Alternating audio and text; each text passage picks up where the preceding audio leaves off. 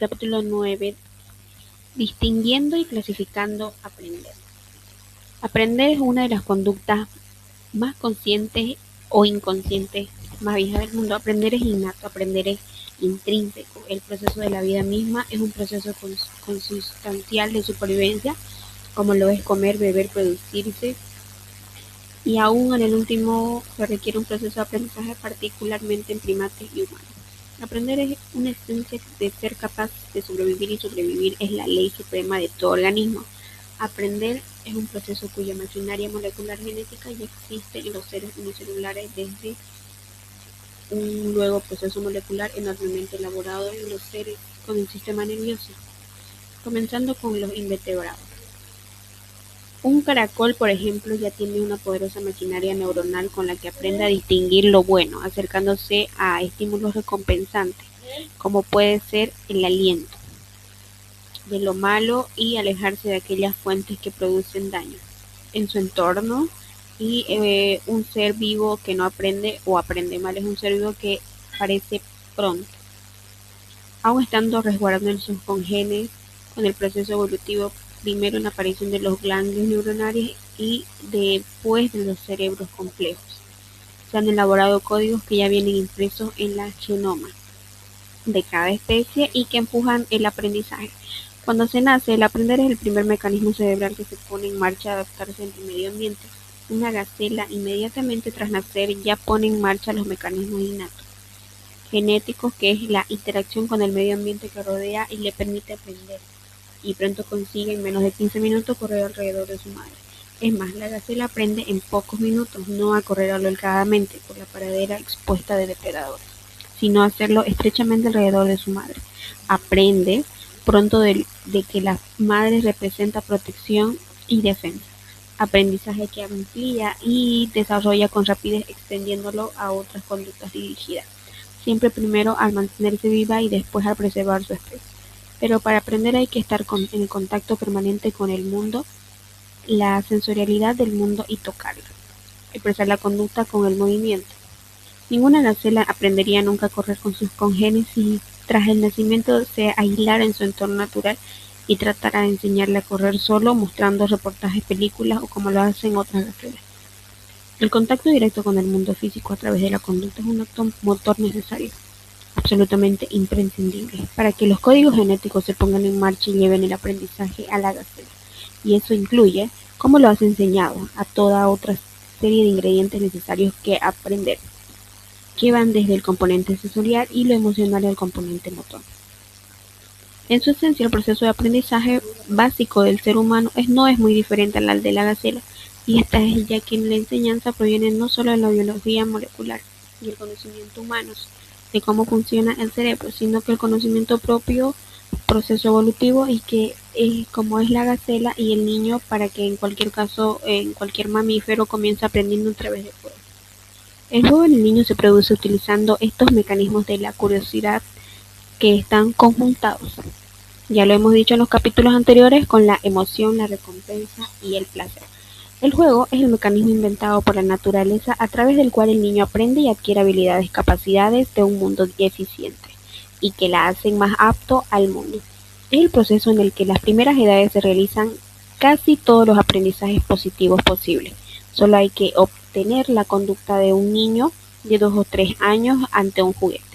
Lo que el niño está haciendo en su juego es obedecer el mecanismo de su cerebro que le llevan a experimentar en todo aquello que le resulta curioso, y con ello aprender del mundo, aprender a tomar medida de las distancias entre los objetos, entre su propio cuerpo y los objetos de alrededor, y construir programas neuronales en su cerebro que utilizará más adelante para realizar con seguridad y precisión una determinada conducta.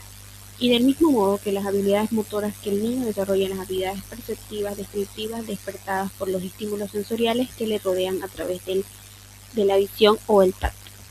El niño juega porque le produce placer hacerlo, sin saber, por supuesto, que es el mecanismo diseñado por la naturaleza para empujarle a aprender. Todo niño experimenta una necesidad de aprender que le empuja al juego y que solo sacia con el juego, puesto que este es placentero. El placer es el mecanismo último con el que se disfraza el aprendizaje. que es lo que permitirá conseguir los objetivos que la naturaleza le demanda, lo mismo que cuando siente hambre o empuja a correr. El juego es el mecanismo mediante el cual el niño aprendiendo cambia su propio cerebro y con ello confía en el camino hacia la pubertad, adolescencia y la juventud. Aprender es la esencia del proceso de la virtud, del cual se asocian cosas, sucesos en el mundo, y se distinguen cosas como los perros, los gatos y las sillas.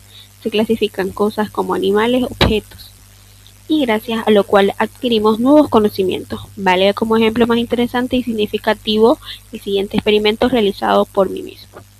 Si a un mono se le muestra una jeringa y luego se le aproxima a la boca y con ella se le da de beber un líquido azucarado, el animal pronto asociaría la forma de la jeringa con algo bueno y placentero. El mono, cada vez que se repite esta operación, se abalanza con la mano, coge la jeringa y se le acerca a la boca. Si tras este aprendizaje a este mono se le muestran de modo alternativo dos jeringas, esta vez de colores distintos, una blanca y una gris, y otra de color azul, conteniendo la primera un líquido azucarado y la segunda una solución salina, que es un líquido adsivo para el animal. Al principio responde ante la visión de ambas jeringas, como si las dos contuviesen el mismo líquido azucarado. Tras probar el contenido de las dos jeringas varias veces, a cabo de tener algún tiempo, el mono se abalanza sobre la primera jeringa, pero no sobre la segunda, rechaza. El mono ha aprendido claramente que distinguir entre el color de las dos jeringas, y las ha clasificado basándose en su significado, bueno o malo, y sus colores, pero también es aprendizaje el desaparecer una respuesta previamente aprendida. Por ejemplo, si el mono en el laboratorio se muestra un cacahuate cuya forma no ha visto nunca antes y se le da de comer, rápidamente aprende a reconocer su forma y asociarlo con algo bueno, a comida. Y cada vez que se le muestra se abalanza sobre él y la coge entre las manos y se lleva a la boca. Pero si ese mismo mono se le muestra el mismo cacahuate y no se le deja tomarlo y es frustrante la operación, repite durante varias veces, el mono de pronto aprende que aquel cacahuate ya no representa comida y deja de ser interesante por él. El mono ya no asocia el cacahuate con refuerzo. Aprender y sus mecanismos es la esencia de todo este libro y por ello el aprendizaje de una u otra forma respectivamente se encuentra esparcido a lo largo del ancho del capítulo. En el capítulo 3, por ejemplo, vimos que el niño aprende temprano desde el mismo nacimiento, sino antes de muchas maneras. Aprende de un modo computacional inconsciente cada más al nacer. Aprende mimetizando lo que hacen los padres u otros niños. También lo hacen comentando, aprende a compartir y verle a los demás, que son como el mismo pero diferentes, y con lo que se comunica primero a través de la emoción y la empatía, y luego con la palabra aprende del mismo tiempo. ¿Qué es esto? Lo último para distinguir y clasificar y adquirir conocimiento. El conocimiento que les lleva a saber que un niño es un niño y no un gato, y que un gato no es un pájaro, y que los gatos hay grandes, enormes y con manchas se llaman tigres, y otros pequeños de colores y formas y conductas diferentes.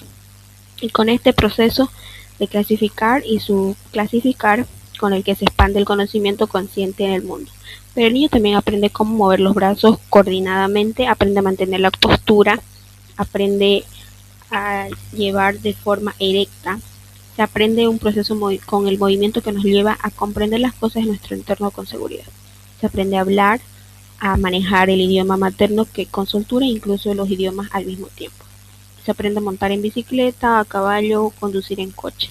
El ser humano en lo particular es una máquina que aprende constantemente, desde el nacimiento hasta la muerte.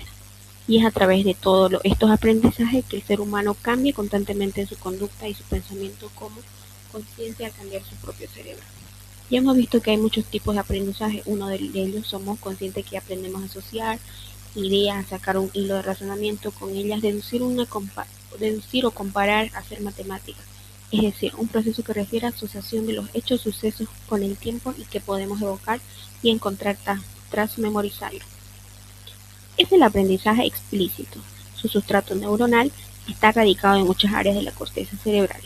La corteza prefrontal